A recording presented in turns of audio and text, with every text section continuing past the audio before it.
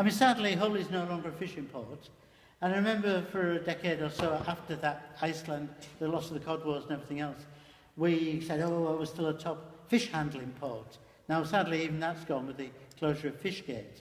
And that was a very sad day a few years back. So is it a microcosm? I suppose it is in a way. And I know that in parts of Canada, on the Atlantic coast there, that communities have closed down because of the restrictions of fishing.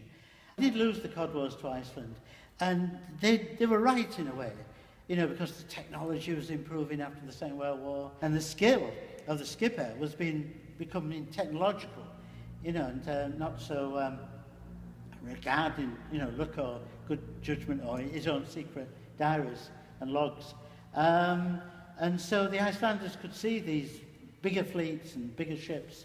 And as a small country with a population maybe just the size of the population of Hull for the whole country, fishing was one of their main means. So they were the underdog. And so they did bring in these 200-mile limits eventually. There were 3 or 4 different cod wars. But what I'm told about now is that the cod around Iceland, where they've got their about 200-mile fishing zone, the cod are sometimes dying of old age. See, they never got the chance to do that before. And then you've got global changes going on with the increase in temperatures.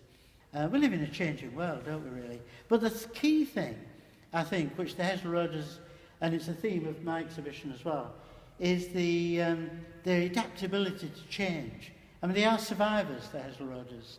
They'll survive as well. I mean, just in this exhibition, my 2 poster girls, one of them is out in Australia now.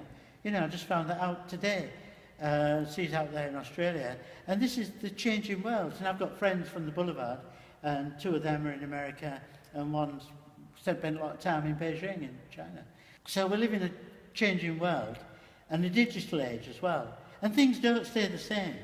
I mean, if they had to stay the same, and we were still the same, as in the good old days, in inverted commas, of the 1950s and 60s, that would be something to worry about.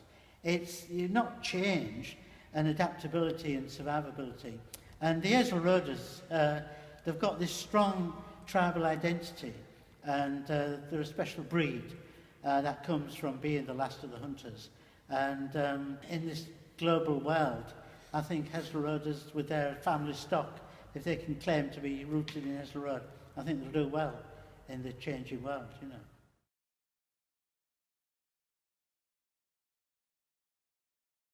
You've got to know where you come from. A city that has no past or denies its past doesn't know where it's going. You might come from, I come from working class origins, but if you go to university and then you pretend to be above all that and deny who your parents were and what job they did, then Polonius says in Hamlet, unto thine own self be true, and you can be false with no man. And I think we found with the first season of Hull, the Made in Hull period of City of Culture, people were in tears watching, the bombing that took place, and the trawler disasters, and the strikes, and the things that and I think so for the youngsters of today, they need to research their own family history, the city's family history, even the house where they live. Every square inch of Great Britain is drenched in history, and it's up to the youngsters to learn where they've come from, and their grandparents and their own parents and those around them, in order to stride into the future, really, benefit.